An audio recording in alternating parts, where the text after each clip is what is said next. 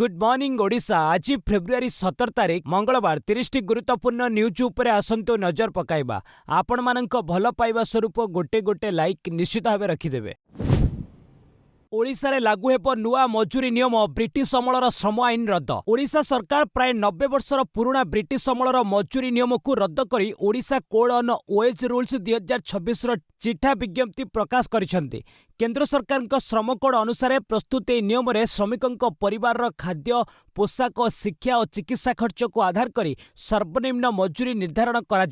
वर्ष को 2 थर अर्थात एप्रिल और अक्टोबर मासरे महंगा भत्ता संशोधन हेब।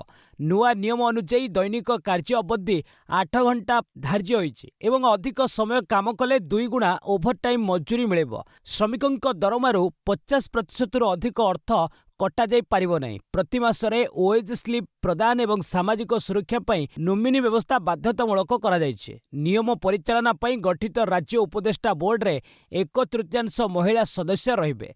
लेवल इन्स्पेक्टर माने एणिकी फैसिलिटेटर भाबे कार्य करिबे। महाप्रभुंक अलंकार हेब डिजिटल कैटालॉग। महाप्रभु श्री जगन्नाथंक श्रीमंदिर रत्नभंडार रे थिबा सुना अलंकार और मोती माणिक्यर खूब शीघ्र गणति मणति हेब। लोकसेवा भवन रे सोमवार मुख्यमंत्री मोहन चरण माझींक अध्यक्षतार अनुष्ठित उच्चस्तरीय बैठक रे निष्पत्ति होइछि। गणति मणतिर समस्त पूर्व प्रक्रिया शेष होइछि। बाहर और भीतर रत्नभंडार संपूर्ण मरामती और संरक्षण कार्य इतिमध्ये शेष होइछि। समग्र प्रक्रिया 95 दिन रे और 333 घंटार काम रे भारतीय प्रत्नतत्व विभाग द्वारा कार्य संपन्न होइछि। एबे गणति मणति पई संपूर्ण एसओपी श्रीमंदिर प्रशासन पक्षरु प्रस्तुत करा जायछि। उल्लेखयोग्य शेष थर पई गणति मणति प्रक्रिया 1978 मसीह रे होइतिला। घन कुहुड़ी नहीं अनेक जिला को येलो वार्निंग जारी। ओडिशार विभिन्न जिले में आसंता 48 घंटा पर्यंत घन कुहुड़ी अनुभूत होगा नहीं भारतीय पाणीपाग विभाग पूर्वानुमान करिछि। एथिपई फेब्रुआरी 18 तारिख पर्यंत राज्यर अनेक जिला को येलो वार्निंग जारी करा जायछि। पाणीपाग विभाग सूचना अनुଯାयी फेब्रुआरी 17 तारिख सकाळे कटक पुरी खोर्धा केन्द्रापड़ा जगतसिंहपुर भद्रक एवं ढेंकानाल जिलार केतेक अंचल रे घन कुहुड़ी देखाजिबो। सेहिपरि 18 तारिख रे गंजाम गजपति खोर्धा केन्द्रापड़ा पुरी और कटक भली जिलागुड़िकर कुहुड़ीर प्रभाव अधिक रहिबो। एहा व्यतीत बालेश्वर अनुगुल एवं जाजपुर भली जिल्लारे मध्य सामान्यरू मध्यम धरणर कुहुड़ी अनुभूत होइपारे। कुहुड़ी जोगु रास्ताघाट दृश्यमान दूरता कमी जाउथिबारु जानवाहन चलाचल समय रे सतर्क रहिबाकू पाणीपाग केन्द्र पक्षरु गाड़ी चालक मानकू परामर्श दिया जाइछे। सकाळ समय रे यातायात करुथिबा यात्री माने अधिक सावधानता अवलंबन करिबाकू कुहा जाइछे। सीबीएसई बोर्ड परीक्षा पर गुरुत्वपूर्ण एडवाइजरी जारी। सीबीएसई 10व द्वादश श्रेणी बोर्ड परीक्षा आसंता फेब्रुआरी 17 तारिख आरंभ होगाकू जाउछि। एही परिप्रेक्षी रे बोर्ड पक्षरु परीक्षार्थी अभिभावक और विद्यालय गुड़िक पई एक जरूरी एडवाइजरी जारी करा जायछि। चलित वर्ष भारत विदेशर 26टी देशरू प्राय 46 लाख अधिक छात्र छात्री एही परीक्षा रे अंशग्रहण करिवे। बोर्ड सूचना दैछि जे परीक्षा सकाळ 10:30 रे आरंभ हेबो, किंतु परीक्षार्थी माननकू सकाळ 10टा सुधा केन्द्र रे पहुंचीबाकू पड़िबो। 10टा परे कोनोसी परिस्थिति रे काहारिकू प्रवेश अनुमति मिलिबो नाही। देशर विभिन्न स्थान रे चालिथिबा गुरुत्वपूर्ण सम्मेलनी और उच्चस्तरीय बैठक जोगु ट्राफिक समस्या उपजी पारे। तेणु छात्र छात्री माननकू घरु शीघ्र बाहरिबाकू परामर्श दिया जायछि। परीक्षार्थी माने पूर्वरु निजर परीक्षा केन्द्र बुली आसिबा सह यातायात समय ट्राफिक को दृष्टि रे रखी यात्रा योजना करिबाकू परीक्षा नियंत्रक डॉक्टर संजम भरद्वाज निवेदन करिसेंती। परीक्षा को सुरुखुर रे संपन्न करिबा पई विद्यालय गुडी को मध्य सहयोग करिबाकू कुहा जायछि। अबू सलेम को सुप्रीमकोर्ट का भर्सना तुमे समाजर किछि भल करिना। 1993 मुंबई विस्फोरण मामला रे मुक्ति दाबी करुथिबा गैंगस्टर अबू सलेम को सुप्रीमकोर्ट भर्सना करिसेंती। सर्वोच्च न्यायालय सलेमर आवेदन शुणाणी करने को मना कर देइछंती। सलेम पक्षरु कहा जाइथिला जे प्रत्यार्पण चुक्ति अनुଯାयी ताकू 25 वर्षर अधिक जेल दंड होई परिबो नाही। एहा उपरे सुप्रीमकोर्ट कहिथिले जे नासिक जेलु मिलिथिबा दलील आधार रे हाईकोर्ट मामलार शुणाणी करिवे। जल्दी शुणाणी पई निर्देश देबाकू सुप्रीमकोर्ट मना कर देइछंती। आजिठू बांग्लादेश रे रहमान सरकार। बांग्लादेश रे मंगलवार ठारू तारिक रहमान सरकार आरंभ हेबाकू जाउछि। प्रधानमंत्री सहित नवनिर्वाचित सांसद एवं मंत्री आज शपथ ग्रहण करेंगे। संसद भवन में सकाळ 10टार अनुष्ठित होगाकू थिबा ई शपथ ग्रहण समारोह में भारत पक्षरु बाचस्पति ओम बिर्ला सामिल हेबे। तेबे कैबिनेट शपथ ग्रहण समारोह संध्या 4टार हेबो बोली जणा पड़िछि। एसआईआर कार्य में अवहेला लगी ममता बानार्जी 7 अधिकारी निलंबित कले निर्वाचन कमिशनर। पश्चिमबंग निर्वाचन कमिशन तथा ईसीआई राज्यर 7 जन अधिकारी निलंबित करिसेंति। मुख्य शासन सचिव नंदिन चक्रवर्ती चिठी लिखि सेमानंक विरुद्ध रे तुरंत श्रृंखलागत कार्यानुष्ठान आरंभ करने को कमिशन निर्देश देइछंति। एही समस्त अधिकारी कर्तव्यर अवहेला एवं एसआईआर सह जड़ित क्षमतार अपव्यवहार करिथिबा अभियोग होइतिला। लोक प्रतिनिधित्व आईन 1950 धारा 13 सीसी अनुଯାयी एही 7 जन अधिकारी निलंबित करा जायछि। एही अधिकारी मध्यरु 3 जन मुर्शिदाबाद रे, 2 जन दक्षिण 24 प्रगणा रे एवं पश्चिम मेदिनीपुर और जालपाईगुड़ी जिल्लार जणे लेखाए रहिछन्ति।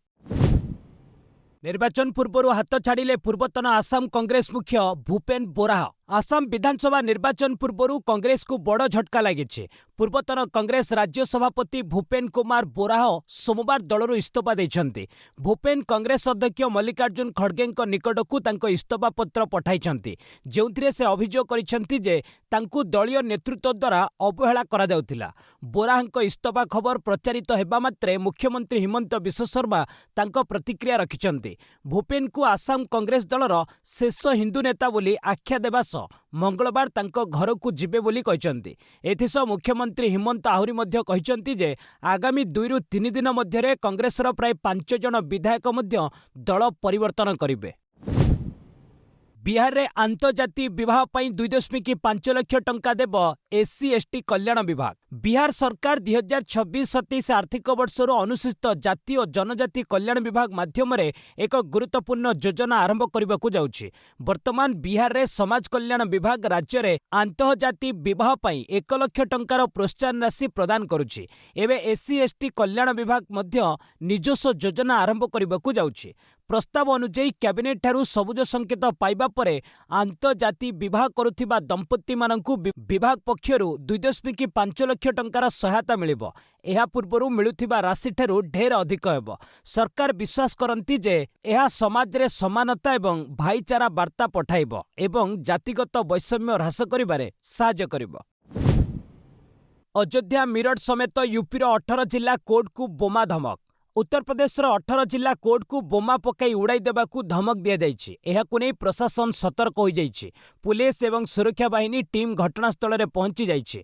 बोमा निष्क्रियकारी दल मध्य पहुंची सबु अदालत परिसर रे जांच करा जाउछि। एथिपई चारिआडे भयर वातावरण खेली जाइछि। कोर्ट गुडी को ईमेल माध्यम रे धमक दिया जाइथिला। धमक पाइथिबा ई कोर्ट मध्य रे राजधानी लखनऊ, मेरठ, अयोध्या, वाराणसी, आजमगढ़, अमरा आदि सामिल रही। एहा पूर्वरु द्विपहर 12:15 रे जिला कोर्ट रे विस्फोरण कराइबाकू धमक दिया जाइथिला। एही सूचना मिलिबा परे पुलिस कोर्ट गुडी को सतर्क कर देइथिला। मणिशंकर को विस्फोरक बयान, पवन खेड़ा काठ कंढेई थरूर हेबाकू चाहुचंती विदेश मंत्री। कांग्रेसर वरिष्ठ नेता मणिशंकर आयर पुणी निज दलर बड़ नेता निशाणा करिसेंति। मणिशंकर कहिसेंति जे दलीय प्रवक्ता पवन खेड़ा हेउचंती जणे काठ कंढेई। तिरुअनंतपुरम सांसद शशि थरूर को मध्य मणिशंकर समालोचना करी तांकू पाकिस्तानी विरोधी कहिसेंति। थरूर विदेश मंत्री हेबाकू चाहुतिबा उल्लेख करिसेंति। सेहिपरि मीडिया प्रभारी जयराम रमेश निज चाकरी बंचाइबाकू चाहुतिबा मणिशंकर दाबी करिसेंति।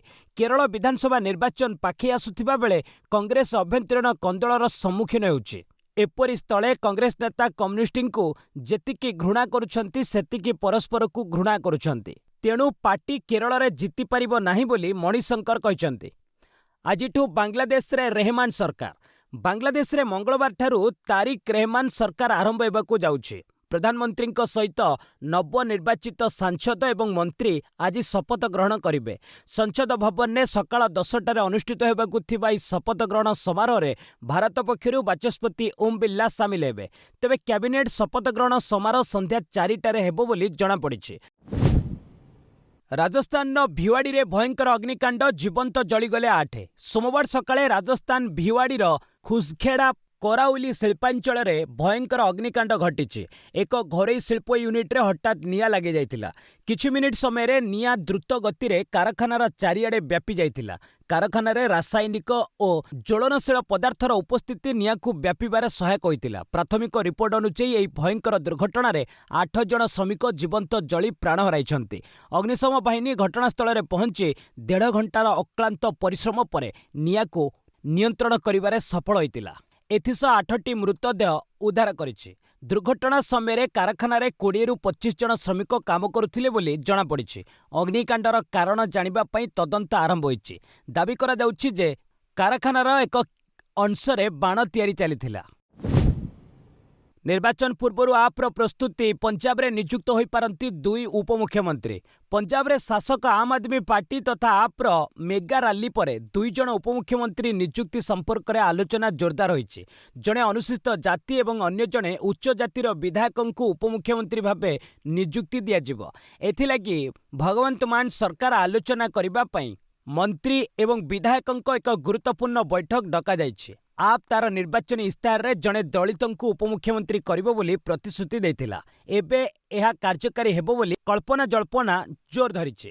ରିପୋର୍ଟ ଅନୁଯାୟୀ ଦଳୀୟ ସଂଗଠନର ସାମାଜିକ ସନ୍ତୁଳନ ବଜାୟ ରଖିବା ପାଇଁ ଏହାକୁ ଏକ ରଣନୀତି ଭାବେ ବିବେଚନା କରାଯାଉଛି। ବୈଠକରେ ବିଧାୟକମାନଙ୍କ ମତାମତ ନେବା ପରେ ଚୂଡ଼ାନ୍ତ ନିଷ୍ପତ୍ତି ନିଆଯାଇପାରେ। ଭାରତ ଆମେରିକା ବାଣିଜ୍ୟ ଚୁକ୍ତି ଚୂଡ଼ାନ୍ତ ରୂପରେଖ ପାଇଁ ଆସନ୍ତା ସପ୍ତାହରେ ଆମେରିକା ଯିବ ପ୍ରତିନିଧି ଦଳ। ଭାରତ ଏବଂ ଆମେରିକା ମଧ୍ୟରେ ଏକ ମଧ୍ୟବର୍ତ୍ତୀକାଳୀନ ବାଣିଜ୍ୟ ଚୁକ୍ତି ସ୍ୱାକ୍ଷର ହେବାକୁ ଯାଉଛି। ଏହାର ଆଇନଗତ ରୂପରେଖକୁ ଚୂଡ଼ାନ୍ତ କରିବା ପାଇଁ ଭାରତୀୟ ଅଧିକାରୀଙ୍କ ଏକ ପ୍ରତିନିଧି ଦଳ ଆସନ୍ତା ସପ୍ତାହରେ ଆମେରିକା ଗସ୍ତ କରିବେ। ବାଣିଜ୍ୟ ସଚିବ ରାଜେଶ ଅଗ୍ରୱାଲ ସୂଚନା ଦେଇଛନ୍ତି ଯେ ଏହି ଗସ୍ତ ଫେବୃଆରୀ 23 ତାରିଖରୁ ଆରମ୍ଭ ହେବ ଏବଂ ଦେଶର ମୁଖ୍ୟ ବୁଝାମଣାକାରୀ ଦର୍ପଣ ଜୈନ ଏହି ଦଳର ନେତୃତ୍ୱ ନେବେ। ଚଳିତ ମାସ ପ୍ରାରମ୍ଭରେ ଉଭୟ ଦେଶ ଏହି ବାଣିଜ୍ୟ ଚୁକ୍ତିର ରୂପରେଖ ନେଇ ଏକ ମିଳିତ ବିବୃତ୍ତି ଜାରି କରିଥିଲେ। ଅଗ୍ରୱାଲ କହିଛନ୍ତି ଯେ ପୂର୍ବରୁ ସ୍ଥିର ହୋଇଥିବା ରୂପରେଖକୁ ବର୍ତ୍ତମାନ ଏକ ଆଇନଗତ ଚୁକ୍ତିନାମାରେ ପରିଣତ କରାଯିବ। ଆସନ୍ତା ମାସ ସୁଦ୍ଧା ଏହି ଚୁକ୍ତି ସ୍ୱାକ୍ଷରିତ ହେବାର ସମ୍ଭାବନା ରହିଛି। ସ୍ନାପଡିଲ୍ ଉପରେ 5 ଲକ୍ଷ ଟଙ୍କାର ଜରିମାନା। ଇ-କମର୍ସ କମ୍ପାନୀ ସ୍ନାପଡିଲ୍ ଉପରେ କେନ୍ଦ୍ରୀୟ ଖାଉଟି ସୁରକ୍ଷା କର୍ତ୍ତୃପକ୍ଷ 4 ଲକ୍ଷ ଟଙ୍କା ଜରିମାନା ଲଗାଇଛନ୍ତି। ଖେଳଣା ବିକ୍ରି କ୍ଷେତ୍ରରେ କମ୍ପାନୀ ବାଧ୍ୟତାମୂଳକ ଖେଳଣା ନିର୍ଦ୍ଦେଶନାମା 2020 ଏବଂ ଭାରତୀୟ ମାନକ ବ୍ୟୁରୋ ମାନଦଣ୍ଡ ପୂରଣ କରିବାରେ ବିଫଳ ହୋଇଛି। ସ୍ନାପଡିଲ୍ ଏହାର ପ୍ଲାଟଫର୍ମରେ ପାତର ଅନ୍ତରମୂଳକ ବାଣିଜ୍ୟ ଅଭ୍ୟାସ ସହିତ BIS ନିୟମ ପାଳନ କରୁନଥିବା ଭ୍ରମିତ ଖେଳନାର ଭ୍ରମିତ ପ୍ରଚାର କରୁଥିବା ଅଭିଯୋଗ ହୋଇଛି। ଭବିଷ୍ୟତରେ ଯେପରି କମ୍ପାନୀ BIS ମାନଦଣ୍ଡ ପୂରଣ କରୁନଥିବା ଖେଳନା ବିକ୍ରି ନ କରିବ ତାହାକୁ ନିଶ୍ଚିତ କରିବାକୁ କୁହାଯାଇଛି। ଗ୍ରାହକମାନଙ୍କ ଅଭିଯୋଗର ତୁରନ୍ତ ସମାଧାନ ବ୍ୟବସ୍ଥା କରିବା ଲାଗି ଅଭିଯୋଗ ଶୁଣାଣି ଅଧିକାରୀଙ୍କ ଠିକଣା ଓ ଯୋଗାଯୋଗ ନମ୍ବର ପ୍ରଦର୍ଶନ କରିବା ଲାଗି ମଧ୍ୟ କୁହାଯାଇଛି। ବିଶ୍ୱବ୍ୟାପୀ ଡାଉନ୍ ହୋଇଗଲା ସୋସିଆଲ ମିଡିଆ ପ୍ଲାଟଫର୍ମ ଏକ୍ସ। ଲୋକପ୍ରିୟ ସୋସିଆଲ ମିଡିଆ ଏକ୍ସ ସୋମବାର ଅଚାନକ ଡାଉନ୍ ହୋଇଯାଇଥିଲା। ଭାରତଠାରୁ ଆରମ୍ଭ କରି ଆମେରିକା ପର୍ଯ୍ୟନ୍ତ ବିଶ୍ୱର ବିଭିନ୍ନ ଦେଶରେ ଏହାର ଆପ୍ ଓ ୱେବସାଇଟ୍କୁ ବ୍ୟବହାର କରିବା ସମ୍ଭବ ହୋଇନଥିଲା। ଆକାଉଣ୍ଟରେ କୌଣସି ଫିଡ୍ ଅପଲୋଡ ହେଉନଥିଲା କି କୌଣସି ପୋଷ୍ଟ କରିବା ସମ୍ଭବ ହୋଇନଥିଲା। ଏକ୍ସରେ ଦେଖାଦେଇଥିବା ସମସ୍ୟା ସମ୍ପର୍କରେ ଲୋକମାନେ ଅନ୍ୟାନ୍ୟ ସୋସିଆଲ ମିଡିଆରେ ଜଣାଇଥିଲେ। ଭାରତରେ ଇଣ୍ଡିଆ AI କମ୍ପାକ୍ଟ ସମ୍ମିଳନୀ ଚାଲୁଥିବା ବେଳେ ଏକ୍ସର ଏହି ସମସ୍ୟା ଅନେକଙ୍କ ପାଇଁ ସମସ୍ୟା ସୃଷ୍ଟି କରିଥିଲା। ଉଲ୍ଲେଖଯୋଗ୍ୟ ଏକ୍ସରେ ଏଭଳି ବିଭ୍ରାଟ ନୂଆ ନୁହେଁ। ଗତ ମାସରେ ମଧ୍ୟ ଏକାଧିକ ଥର ଏଭଳି ବିଭ୍ରାଟ ଘଟିଥିଲା। ଭାରତର ରପ୍ତାନୀରେ ସାମାନ୍ୟ ବୃଦ୍ଧି। ଜାନୁଆରୀରେ ବାଣିଜ୍ୟ ନିଅଣ୍ଟ 34.68 ବିଲିୟନ ଡଲାରକୁ ବଢ଼ିଲା। ଜାନୁଆରୀ ମାସରେ ଭାରତର ପଣ୍ୟ ରପ୍ତାନୀରେ ସାମାନ୍ୟ 0.61% ବୃଦ୍ଧି ଘଟିଛି। ବାଣିଜ୍ୟ ସଚିବ ରାଜେଶ ଅଗ୍ରୱାଲଙ୍କ ସୂଚନା ଅନୁଯାୟୀ ଚଳିତ ବର୍ଷ ଜାନୁଆରୀରେ ରପ୍ତାନୀ ପରିମାଣ 36.56 ବିଲିୟନ ଡଲାର ରହିଛି। ଅନ୍ୟପକ୍ଷରେ ଆମଦାନୀ କ୍ଷେତ୍ରରେ 19.2%ର ବଡ଼ ବୃଦ୍ଧି ପରିଲକ୍ଷିତ ହୋଇଛି। ଗତବର୍ଷ ଜାନୁଆରୀରେ ଆମଦାନୀ 59.77 ବିଲିୟନ ଡଲାର ଥିବାବେଳେ ଚଳିତ ବର୍ଷ ଏହା 71.24 ବିଲିୟନ ଡଲାରକୁ ବୃଦ୍ଧି ପାଇଛି। ଆମଦାନୀ ରପ୍ତାନୀ ତୁଳନାରେ ଅଧିକ ରହିଥିବାରୁ ବାଣିଜ୍ୟ ନିଅଣ୍ଟ 34.68 ବିଲିୟନ ଡଲାରରେ ପହଞ୍ଚିଛି। ତେବେ ବାଣିଜ୍ୟ ସଚିବ କହିଛନ୍ତି ଯେ ଉଭୟ ପଣ୍ୟ ଏବଂ ସେବା ରପ୍ତାନୀରେ ଅଭିବୃଦ୍ଧି ଜାରି ରହିଛି। ଚଳିତ ଆର୍ଥିକ ବର୍ଷ ଶେଷ ସୁଦ୍ଧା ମୋଟ ରପ୍ତାନୀ 860 ବିଲିୟନ ଡଲାର ଅତିକ୍ରମ କରିବ ବୋଲି ଆଶା କରାଯାଉଛି। AI ଚାକିରି ଖାଇବ ନାହିଁ। ବରଂ କାର୍ଯ୍ୟ କରିବାର ଶୈଳୀ ବଦଳାଇବ, କହିଲେ ମାଇକ୍ରୋସଫ୍ଟ ଇଣ୍ଡିଆ ସଭାପତି। ନୂଆଦିଲ୍ଲୀରେ ଆୟୋଜିତ ଇଣ୍ଡିଆ ଏଆଇ ଇମ୍ପାକ୍ଟ ସମିଟ୍ 2026ରେ ମାଇକ୍ରୋସଫ୍ଟ ଇଣ୍ଡିଆ ଓ ଦକ୍ଷିଣ ଏସିଆ ସଭାପତି ପୁନିତ ଚାନ୍ଦୋକ ଏକ ଗୁରୁତ୍ୱପୂର୍ଣ୍ଣ ମତ ରଖିଛନ୍ତି। ସେ କହିଛନ୍ତି ଯେ କୃତ୍ରିମ ବୁଦ୍ଧିମତ୍ତା ଚାକିରି ଶେଷ କରିବ ନାହିଁ, ବରଂ ଏହାକୁ ବିଭିନ୍ନ କାର୍ଯ୍ୟଭିତ୍ତିକ ଭାଗରେ ବିଭକ୍ତ କରିବ। ବୈଷୟିକ ଯୁଗରେ ପ୍ରାସଙ୍ଗିକ ରହିବା ପାଇଁ ନିରନ୍ତର ଦକ୍ଷତା ବିକାଶ ଅତ୍ୟନ୍ତ ଜରୁରୀ। ଭାରତ ବର୍ତ୍ତମାନ ଏହାର ଏଆଇ ଶତାବ୍ଦୀ ପାଇଁ ପ୍ରସ୍ତୁତ ହେଉଛି। ମାଇକ୍ରୋସଫ୍ଟର ଏକ ରିପୋର୍ଟ ଅନୁସାରେ ଭାରତର ପ୍ରାୟ 92% ଜ୍ଞାନଭିତ୍ତିକ କର୍ମଚାରୀ ଏଆଇ ବ୍ୟବହାର କରୁଛନ୍ତି, ଯାହା ବିଶ୍ୱରେ ସର୍ବାଧିକ। ଏଆଇ ଏଣିକି କେବଳ ଏକ ଉପକରଣ ନୁହେଁ, ବରଂ ଏକ ଡିଜିଟାଲ ସହଯୋଗୀ ଭାବେ କାର୍ଯ୍ୟ କରିବ। ଚାନ୍ଦୋକ କହିଛନ୍ତି ଯେ ଏଆଇ ଯୋଗୁଁ ବ୍ୟବସାୟିକ ମଡେଲରେ ପରିବର୍ତ୍ତନ ଆସିବ ଏବଂ ଲୋକଙ୍କୁ ସମୟ ଅନୁସାରେ ନୁହେଁ, ବରଂ ଆଉଟପୁଟ୍ ଭିତ୍ତିରେ ପାରିଶ୍ରମିକ ମିଳିବ। ଏହି କ୍ଷେତ୍ରରେ ଭିତ୍ତିଭୂମି ବିକାଶ ପାଇଁ ମାଇକ୍ରୋସଫ୍ଟ ଭାରତରେ $17.5 ବିଲିୟନ ନିବେଶ କରିବାକୁ ଯୋଜନା କରିଛି। ବ୍ୟବସାୟିକ ଅଧିଗ୍ରହଣ ପାଇଁ ଋଣ ନିୟମ କୋହଳ କଲେ ଆର୍ବିଆଇ, ବଜାରରେ ବଢ଼ିବ ନଗଦ ପ୍ରବାହ। ଭାରତୀୟ ରିଜର୍ଭ ବ୍ୟାଙ୍କ ପୁଞ୍ଜି ବଜାର ଏବଂ କର୍ପୋରେଟ୍ ଅଧିଗ୍ରହଣ ପାଇଁ ନୂତନ ନିୟମ ଜାରି କରିଛନ୍ତି। ଏହି ପଦକ୍ଷେପ ଦ୍ୱାରା ବ୍ୟାଙ୍କଗୁଡ଼ିକ ଏବେ କମ୍ପାନୀଗୁଡ଼ିକର ଅଧିଗ୍ରହଣ, ମିଶ୍ରଣ ଏବଂ ବ୍ୟବସାୟିକ କାରବାର ପାଇଁ 75% ପର୍ଯ୍ୟନ୍ତ ପାଣ୍ଠି ଯୋଗାଇ ପାରିବେ। ତେବେ କେବଳ ଆର୍ଥିକ ଦୃଷ୍ଟିରୁ ସୁଦୃଢ଼ ଏବଂ ଗତ 3 ବର୍ଷ ଧରି ଲାଭ କରୁଥିବା କମ୍ପାନୀଗୁଡ଼ିକୁ ଏହି ସୁବିଧା ମିଳିବ। ଏହାଦ୍ୱାରା ଶିଳ୍ପ କ୍ଷେତ୍ରରେ ପୁଞ୍ଜିନିବେଶ ସହଜ ହେବ। ବ୍ୟକ୍ତିଗତ ନିବେଶକଙ୍କ ପାଇଁ ମଧ୍ୟ ଆର୍ବିଆଇ ଆଶ୍ୱସ୍ତି ପ୍ରଦାନ କରିଛି। ଏଣିକି ସେୟାର ଏବଂ ମ୍ୟୁଚୁଆଲ ଫଣ୍ଡ ବିରୋଧରେ ବ୍ୟକ୍ତିଗତ ଋଣ ସୀମାକୁ 1 କୋଟି ଟଙ୍କା ପର୍ଯ୍ୟନ୍ତ ବୃଦ୍ଧି କରାଯାଇଛି। ସେଥିମଧ୍ୟରୁ 25 ଲକ୍ଷ ଟଙ୍କା ଆଇପିଓରେ ନିବେଶ ପାଇଁ ବ୍ୟବହାର କରାଯାଇପାରିବ। ଏହି ନିୟମ 2026 ଏପ୍ରିଲ 1ରୁ ଲାଗୁ ହେବ। 650 ପଏଣ୍ଟ ବଢ଼ିଲା ସେନ୍ସେକ୍ସ, ନିଫ୍ଟି 25,650 ଉପରେ। ସପ୍ତାହ ପ୍ରଥମ କାର୍ଯ୍ୟ ଦିବସରେ ଭାରତୀୟ ସେୟାର ବଜାରରେ ସକାରାତ୍ମକ ମାହୋଲ ଦେଖିବାକୁ ମିଳିଛି। ସୋମବାର ସେନ୍ସେକ୍ସ ପ୍ରାୟ 650 ପଏଣ୍ଟ ବୃଦ୍ଧି ପାଇ ବନ୍ଦ ହୋଇଥିବା ବେଳେ ନିଫ୍ଟି 25,650 ସ୍ତର ଅତିକ୍ରମ କରିଛି। Power grid, coal India, HDFC bank ଏବଂ ଆଦାନୀ ଏଣ୍ଟରପ୍ରାଇଜେସ୍ ଭଳି ସେୟାରଗୁଡ଼ିକ ଶୀର୍ଷ ଲାଭକାରୀ ତାଲିକାରେ ରହିଛନ୍ତି। ଅପରପକ୍ଷରେ tech Mahindra, Bajaj finance, Tata motors ଏବଂ ମାରୁତି ସୁଜୁକି ଭଳି ସେୟାରରେ ହ୍ରାସ ପରିଲକ୍ଷିତ ହୋଇଛି। କର୍ପୋରେଟ୍ ଜଗତରେ ଟରେଣ୍ଟ ପାୱାର 6,899 କୋଟି ଟଙ୍କାରେ ନାଭା ପାୱାରକୁ କିଣିବାକୁ ଘୋଷଣା କରିଛି। ଦିଲ୍ଲୀ ହାଇକୋର୍ଟ ଏନ୍ଏସ୍ଇର ଆଇପିଓ ପାଇଁ ବାଟ ସଫା କରିଥିବା ବେଳେ ପୁରଭାଙ୍କରା ଲିମିଟେଡ୍ ତୃତୀୟ ତ୍ରୈମାସରେ 58 କୋଟି ଟଙ୍କାର ଲାଭ କରିଛି। ବେଙ୍ଗାଲୁରୁରେ ଆନ୍ଥ୍ରୋପିକ୍ର କାର୍ଯ୍ୟାଳୟ ଉଦ୍ଘାଟନ, ଭାରତୀୟ ଭାଷାରେ ସଶକ୍ତ ହେବ କ୍ଲଡ୍ ଏଆଇ। ଆର୍ଟିଫିସିଆଲ ଇଣ୍ଟେଲିଜେନ୍ସ କ୍ଷେତ୍ରର ପ୍ରମୁଖ କମ୍ପାନୀ ଆନ୍ଥ୍ରୋପିକ୍ ବେଙ୍ଗାଲୁରୁଠାରେ ଏହାର ଭାରତୀୟ କାର୍ଯ୍ୟାଳୟ ଉଦ୍ଘାଟନ କରିଛି। ଟୋକିଓ ପରେ ଏହା ଏସିଆରେ କମ୍ପାନୀର ଦ୍ୱିତୀୟ କାର୍ଯ୍ୟାଳୟ। ଭାରତ ହେଉଛି ଆନ୍ଥ୍ରୋପିକ୍ର କ୍ଲଡ୍ ପାଇଁ ବିଶ୍ୱର ଦ୍ୱିତୀୟ ବୃହତ୍ତମ ବଜାର। କମ୍ପାନୀର ଭାରତୀୟ ପରିଚାଳନା ନିର୍ଦ୍ଦେଶିକା ଇରିନା ଘୋଷଙ୍କ ନେତୃତ୍ୱରେ ଏହି କାର୍ଯ୍ୟାଳୟ ଏଆଇ କ୍ଷେତ୍ରରେ ନୂଆ ସୁଯୋଗ ସୃଷ୍ଟି କରିବ। ଭାରତୀୟ ବ୍ୟବସାୟୀକାରୀଙ୍କ ପାଇଁ ଆନ୍ଥ୍ରୋପିକ୍ ହିନ୍ଦୀ, ବଙ୍ଗାଳୀ ଓ ତେଲୁଗୁ ସମେତ 10ଟି ପ୍ରମୁଖ ଭାଷାରେ ନିଜର ଏଆଇ ମଡେଲକୁ ଅଧିକ ପ୍ରଭାବଶାଳୀ କରିବା ପାଇଁ କାର୍ଯ୍ୟ କରୁଛି। ଏଥିସହିତ ଏଆଇ ଇଣ୍ଡିଆ କୋଡ୍ ଏବଂ ରୋଜରପେ ଭଳି ସଂସ୍ଥା ସହ ଏହା ବ୍ୟବସାୟିକ ସାମିଲ ହୋଇଛି। ଶିକ୍ଷା କ୍ଷେତ୍ରରେ ପ୍ରଥମ ସଂସ୍ଥା ଏବଂ ନ୍ୟାୟିକ ସେବା ପାଇଁ ଅଦାଲତ ଏଆଇ ସହ ମିଶି କମ୍ପାନୀ କାର୍ଯ୍ୟ କରୁଛି। ବିଶେଷ କରି କୋର୍ଟ କେସ୍ ଅପଡେଟ୍ ପାଇଁ ଏକ ହ୍ୱାଟ୍ସଆପ୍ ହେଲ୍ପଲାଇନ୍ ଜାରି କରାଯାଇଛି। ସରକାରୀ ସଂସ୍ଥା ଏମ୍ଓଏସ୍ପିଆଇ ମଧ୍ୟ କମ୍ପାନୀର ଓପନ୍ ସୋର୍ସ ଷ୍ଟାଣ୍ଡାର୍ଡ ବ୍ୟବହାର କରୁଛି। ଡଲାର ତୁଳନାରେ ଟଙ୍କାର ମୂଲ୍ୟ ହ୍ରାସ, 90.65 ସ୍ତରରେ ବନ୍ଦ ହେଲା ଭାରତୀୟ ମୁଦ୍ରା। ବିଦେଶୀ ମୁଦ୍ରା ବଜାର ବା ଫୋରେକ୍ସ ମାର୍କେଟରେ ସୋମବାର ଭାରତୀୟ ଟଙ୍କାର ମୂଲ୍ୟରେ ସାମାନ୍ୟ ହ୍ରାସ ପରିଲକ୍ଷିତ ହୋଇଛି। କାରବାର ଶେଷ ସୁଦ୍ଧା ଆମେରିକୀୟ ଡଲାର ତୁଳନାରେ ଟଙ୍କାର ମୂଲ୍ୟ 90 ଟଙ୍କା 65 ପଇସାରେ ବନ୍ଦ ହୋଇଛି। ଅନ୍ତର୍ଜାତୀୟ ବଜାରରେ ଡଲାରର ସ୍ଥିତି ସାମାନ୍ୟ ମଜବୁତ ରହିବା ଯୋଗୁଁ ଭାରତୀୟ ମୁଦ୍ରା ଉପରେ ଏହି ପ୍ରଭାବ ପଡ଼ିଛି। ଅନ୍ୟପକ୍ଷରେ ବିଶ୍ୱର 6ଟି ପ୍ରମୁଖ ମୁଦ୍ରା ତୁଳନାରେ ଡଲାରର ଶକ୍ତି ଦର୍ଶାଉଥିବା ଡଲାର ଇଣ୍ଡେକ୍ସ ସୋମବାର କାରବାର ସମୟରେ 97.01 ସ୍ତରରେ ରହିଥିଲା। ଆମେରିକୀୟ ମୁଦ୍ରାର ମଜବୁତ ସ୍ଥିତି ଏବଂ ବୈଶ୍ୱିକ ଆର୍ଥିକ କାରଣରୁ ଟଙ୍କାର ମୂଲ୍ୟରେ ଏଭଳି ସାମାନ୍ୟ ପରିବର୍ତ୍ତନ ଦେଖିବାକୁ ମିଳିଛି। ଟଙ୍କାର ମୂଲ୍ୟ କମିବା ଦ୍ୱାରା ଦେଶର ଆମଦାନୀ ଖର୍ଚ୍ଚ ଉପରେ ଏହାର ପ୍ରଭାବ ପଡ଼ିପାରେ ବୋଲି ଆଶା କରାଯାଉଛି। ଏଆଇ ଇମ୍ପାକ୍ଟ ସମିଟ୍ 2026 ଭାରତର କ୍ରିଏଟର ଇକୋନୋମି ଓ ଏଆଇ ଉପରେ କହିଲେ ଅଶ୍ୱିନୀ ବୈଷ୍ଣବ। ନୂଆଦିଲ୍ଲୀରେ ଆୟୋଜିତ ଏଆଇ ଇମ୍ପାକ୍ଟ ସମିଟ୍ 2026ର ଏକ ସ୍ୱତନ୍ତ୍ର ଅଧିବେଶନରେ ଯୋଗଦେଇ କେନ୍ଦ୍ର ଆଇଟି ମନ୍ତ୍ରୀ ଅଶ୍ୱିନୀ ବୈଷ୍ଣବ ଭାରତରେ ବଢୁଥିବା ଡିଜିଟାଲ ସାମର୍ଥ୍ୟ ବିଷୟରେ ଆଲୋକପାତ କରିଛନ୍ତି।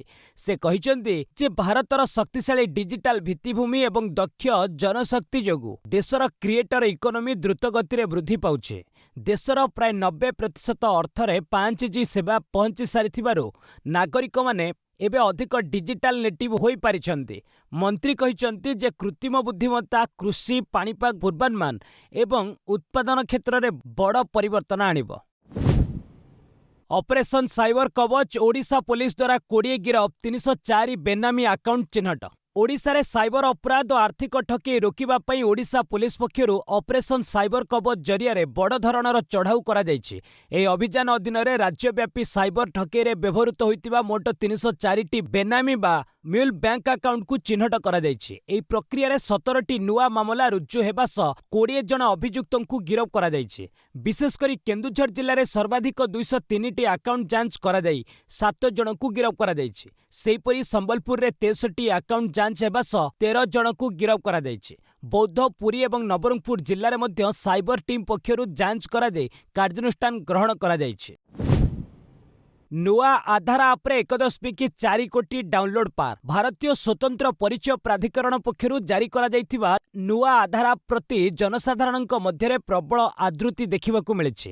ସୋମବାର ପ୍ରକାଶିତ ଏକ ସରକାରୀ ବିବୃତ୍ତି ଅନୁଯାୟୀ ମାତ୍ର କିଛି ଦିନ ମଧ୍ୟରେ ଏହି ଆପ୍କୁ 1.4 କୋଟି ଲୋକ ଡାଉନଲୋଡ୍ କରିସାରିଛନ୍ତି।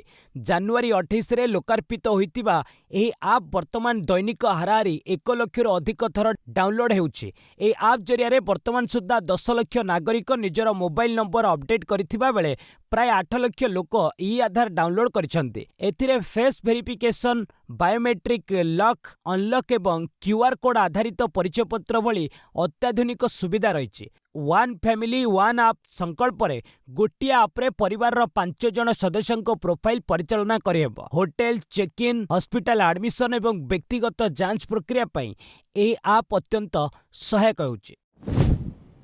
ଅଷ୍ଟ୍ରେଲିଆ ବିଶ୍ୱକପ୍ ଦଳରେ ସାମିଲ ହେଲେ ସ୍ମିଥ୍। ଚଳିତ ଟି20 ବିଶ୍ୱକପ୍ ଗ୍ରୁପ ପର୍ଯ୍ୟାୟ ମ୍ୟାଚ୍ ଶେଷ ହେବାକୁ ଯାଉଛି। ଏହି ସମୟରେ ଅଭିଜ୍ଞ ବ୍ୟାଟର ଷ୍ଟିଭେନ୍ ସ୍ମିଥ୍ଙ୍କୁ ଅଷ୍ଟ୍ରେଲିଆ ଦଳରେ ସାମିଲ କରାଯାଇଛି। ସେ ଆହତ ଦ୍ରୁତ ବୋଲର ଜୋସ୍ ହାଜେଲଉଡ୍ଙ୍କ ସ୍ଥାନରେ ଦଳରେ ସାମିଲ ହୋଇଛନ୍ତି। ବିଶ୍ୱକପ୍ର ଠିକ୍ ପୂର୍ବରୁ ହାଜେଲଉଡ୍ ଆହତ ହୋଇ ବାଦ୍ ପଡ଼ିଥିଲେ। ଅଷ୍ଟ୍ରେଲିଆ ଦଳ ସେ ସମୟରେ ତାଙ୍କ ବଦଳ ଖେଳାଳି ନାମ ଘୋଷଣା କରିନଥିଲା। ଏବେ କିନ୍ତୁ ସ୍ମିଥ୍ଙ୍କ ନାମକୁ ବଦଳ ଖେଳାଳି ଭାବେ ଅଫିସିଆଲ ଘୋଷଣା କରିଛି। 36 ବର୍ଷୀୟ ସ୍ମିଥ୍ 2024 ଫେବୃଆରୀରୁ ଅଷ୍ଟ୍ରେଲିଆ ପାଇଁ ଟି20 ଫର୍ମାଟ୍ରେ ଖେଳି ନାହାନ୍ତି। ଟି20 ଫର୍ମାଟ୍ରେ ସେ 125 ଷ୍ଟ୍ରାଇକ୍ ରେଟ୍ରେ ମୋଟ 1094 ଜଣ ସଂଗ୍ରହ କରାଯାଇଛି। ସ୍ମିଥ୍ ସାମିଲ ହେବା ଫଳରେ ଅଷ୍ଟ୍ରେଲିଆ ବ୍ୟାଟିଂ ଲାଇନ୍ଅପ୍ ଆହୁରି ଶକ୍ତିଶାଳୀ ହେବ ବୋଲି କୁହାଯାଉଛି। ଭାରତଠାରୁ ହାରିବା ପରେ ପାକିସ୍ତାନ ଦଳରେ ହଇଚଇ ବାଦ୍ ପଡ଼ିପାରନ୍ତି ବାବର ଓ ଆଫ୍ରିଦି। ଟି20 ବିଶ୍ୱକପ୍ରେ ଭାରତ ନିକଟରୁ 61 ରନ୍ରେ ହାରିବା ପରେ ପାକିସ୍ତାନ କ୍ରିକେଟ ଦଳରେ ବଡ଼ ଧରଣର ସଙ୍କଟ ଦେଖାଦେଇଛି। ଏହି ଲଜ୍ଜାଜନକ ପରାଜୟ ପରେ ଦଳ ମଧ୍ୟରେ ଦୋଷ ଲଦାଲଦି ଆରମ୍ଭ ହୋଇଥିବା ବେଳେ ବୁଧବାର ନାମ୍ବିଆ ବିପକ୍ଷ କର ବା ମର ମ୍ୟାଚ୍ ପୂର୍ବରୁ ଦଳରେ ବଡ଼ ପରିବର୍ତ୍ତନ ହେବାକୁ ଯାଉଛି। ରିପୋର୍ଟ ଅନୁଯାୟୀ ଟିମ୍ ମ୍ୟାନେଜମେଣ୍ଟ 2 ବରିଷ୍ଠ ଖେଳାଳି ବାବର ଆଜମ ଏବଂ ସାହିନ୍ ଶାହ ଆଫ୍ରିଦିଙ୍କୁ ଚୂଡ଼ାନ୍ତ ଏକାଦଶରୁ ବାଦ୍ ଦେବାକୁ ନିଷ୍ପତ୍ତି ନେଇଛି। ଭାରତ ବିପକ୍ଷରେ ଉଭୟଙ୍କ ନୈରାଶ୍ୟଜନକ ପ୍ରଦର୍ଶନ ପାଇଁ ପିସିବି ମୁଖ୍ୟ ମୋହସିନ୍ ନକଭି ଏବଂ ମୁଖ୍ୟ କୋଚ୍ ମାଇକ୍ ହେସନ୍ ଅସନ୍ତୋଷ ପ୍ରକାଶ କରିଛନ୍ତି। ନକଭି ଅସନ୍ତୁଷ୍ଟ ହୋଇ ମ୍ୟାଚ୍ ଅଧାରୁ ଷ୍ଟାଡିୟମ ଛାଡ଼ିଥିବା ବେଳେ କୋଚ୍ ହେସନ୍ ଡ୍ରେସିଂ ରୁମ୍ରେ ଖେଳାଳିଙ୍କୁ ସମାଲୋଚନା କରିଛନ୍ତି। ଜେଲ୍ରୁ ମୁକୁଳିବେ ବଲିଉଡ୍ ଅଭିନେତା ରାଜପଲ ଯାଦବ। ଚେକ୍ ବାଉନ୍ସ ମାମଲାରେ ଦଣ୍ଡିତ ହୋଇଥିବା ବଲିଉଡ୍ ଅଭିନେତା ରାଜପଲ ଯାଦବଙ୍କୁ ଦିଲ୍ଲୀ ହାଇକୋର୍ଟ ସାମୟିକ ଆଶ୍ୱସ୍ତି ପ୍ରଦାନ କରିଛନ୍ତି। ଜଷ୍ଟିସ୍ ସ୍ୱର୍ଣ୍ଣକାନ୍ତ ଶର୍ମାଙ୍କ ଖଣ୍ଡପୀଠ ତାଙ୍କ ଦଣ୍ଡାଦେଶ ଉପରେ ମାର୍ଚ୍ଚ 18 ତାରିଖ ପର୍ଯ୍ୟନ୍ତ ଅନ୍ତରୀଣ ରୋକ ଲଗାଇଛନ୍ତି। ଫଳରେ ସେ ବର୍ତ୍ତମାନ ପାଇଁ ଜେଲ୍ରୁ ମୁକୁଳିବାର ବାଟ ସଫା ହୋଇଛି। ପରିବାରରେ ଏକ ବିବାହ ଉତ୍ସବ ଥିବାରୁ ଏବଂ ଅଭିଯୋଗକାରୀ କମ୍ପାନୀକୁ ସେ 1.5 କୋଟି ଟଙ୍କା ପ୍ରଦାନ କରିଥିବାରୁ କୋର୍ଟ ଏହି ରିହାତି ଦେଇଛନ୍ତି। ପୂର୍ବରୁ କୋର୍ଟ ତାଙ୍କ ଉପରେ କଡ଼ା ଆଭିମୁଖ୍ୟ ଗ୍ରହଣ କରି ତୁରନ୍ତ ତିହାର ଜେଲରେ ଆତ୍ମସମର୍ପଣ କରିବାକୁ ନିର୍ଦ୍ଦେଶ ଦେଇଥିଲେ। ବାରମ୍ବାର ଚୁକ୍ତି ଉଲ୍ଲଂଘନ କରି ଟଙ୍କା ପଇଠ ନ କରିବାରୁ କୋର୍ଟ ପୂର୍ବରୁ ଅସନ୍ତୋଷ ପ୍ରକାଶ କରିଥିଲେ। ପରବର୍ତ୍ତୀ ଶୁଣାଣି ସମୟରେ ତାଙ୍କୁ କୋର୍ଟରେ ବ୍ୟକ୍ତିଗତ ଭାବେ କିମ୍ବା ଭିଡିଓ କନଫରେନ୍ସିଂ ମାଧ୍ୟମରେ ହାଜର ହେବାକୁ କୁହାଯାଇଛି। ପୂର୍ବତନ ବିଧାୟିକା ଡକ୍ଟର ରାଶେଶ୍ୱରୀ ପାଣିଗ୍ରାହୀଙ୍କ ପରଲୋକ। ସମ୍ବଲପୁର ପୂର୍ବତନ ବିଧାୟିକା ଡକ୍ଟର ରାଶେଶ୍ୱରୀ ପାଣିଗ୍ରାହୀଙ୍କର ସୋମବାର ତାଙ୍କର ସମ୍ବଲପୁର ସ୍ଥିତ ବାସଭବନରେ ପରଲୋକ ହୋଇଯାଇଛି। ମୃତ୍ୟୁ ବେଳକୁ ତାଙ୍କୁ 89 ବର୍ଷ ବୟସ ହୋଇଥିଲା। ଡକ୍ଟର ପାଣିଗ୍ରାହୀ 2014 ମସିହାରେ ସମ୍ବଲପୁର ବିଧାନସଭା ଆସନରୁ ବିଜୁ ଜନତା ଦଳ ଟିକେଟରେ ନିର୍ବାଚିତ ହୋଇଥିଲେ। ସେ Veer Surendra Sai institute of medical science and ରିସର୍ଚ୍ଚରୁ MBBS ପାଠ୍ୟକ୍ରମ ଶେଷ କରିବା ପରେ 1972 ମସିହାରେ ସରକାରୀ ଚାକିରିରେ ଯୋଗ ଦେଇଥିଲେ। ଡକ୍ଟର ପାଣିଗ୍ରାହୀଙ୍କ ପରଲୋକରେ ଅନେକ ବିଶିଷ୍ଟ ବ୍ୟକ୍ତି ଦୁଃଖ ପ୍ରକାଶ କରିଛନ୍ତି। ଇସ୍ତଫା ପ୍ରତ୍ୟାହାର କଲେ ଆସାମ କଂଗ୍ରେସର ପୂର୍ବତନ ମୁଖ୍ୟ ଭୂପେନ ବୋରା। ରାଜସ୍ଥାନର ଭିୱାଡିରେ ଭୟଙ୍କର ଅଗ୍ନିକାଣ୍ଡ, ଜୀବନ୍ତ ଜଳିଗଲେ 8। ସୋମବାର ସକାଳେ ରାଜସ୍ଥାନ ଭିୱାଡିର ଖୁସଖେଡା କରାଉଲି ଶିଳ୍ପାଞ୍ଚଳରେ ଭୟଙ୍କର ଅଗ୍ନିକାଣ୍ଡ ଘଟିଛି। ଏକ ଘରୋଇ ଶିଳ୍ପ ୟୁନିଟ୍ରେ ହଠାତ୍ ନିଆଁ ଲାଗିଯାଇଥିଲା। କିଛି ମିନିଟ୍ ସମୟରେ ନିଆଁ ଦ୍ରୁତ ଗତିରେ କାରଖାନାର ଚାରିଆଡ଼େ ବ୍ୟାପି ଯାଇଥିଲା। କାରଖାନାରେ ରାସାୟନିକ ଓ ଜ୍ୱଳନଶୀଳ ପଦାର୍ଥର ଉପସ୍ଥିତି ନିଆଁକୁ ବ୍ୟାପିବାରେ ସହାୟକ ହୋଇଥିଲା। ପ୍ରାଥମିକ ରିପୋର୍ଟ ଅନୁଯାୟୀ ଏହି ଭୟଙ୍କର ଦୁର୍ଘଟଣାରେ 8 ଜଣ ଶ୍ରମିକ ଜୀବନ୍ତ ଜଳି ପ୍ରାଣ ହରାଇଛନ୍ତି।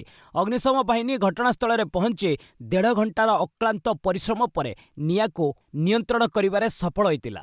ଏଥିସହ 8ଟି ମୃତଦେହ ଉଦ୍ଧାର କରିଛି। ଦୁର୍ଘଟଣା ସମୟରେ କାରଖାନାରେ 20ରୁ 25 ଜଣ ଶ୍ରମିକ କାମ କରୁଥିଲେ ବୋଲି ଜଣାପଡ଼ିଛି। ଅଗ୍ନିକାଣ୍ଡର କାରଣ ଜାଣିବା ପାଇଁ ତଦନ୍ତ ଆରମ୍ଭ ହୋଇଛି।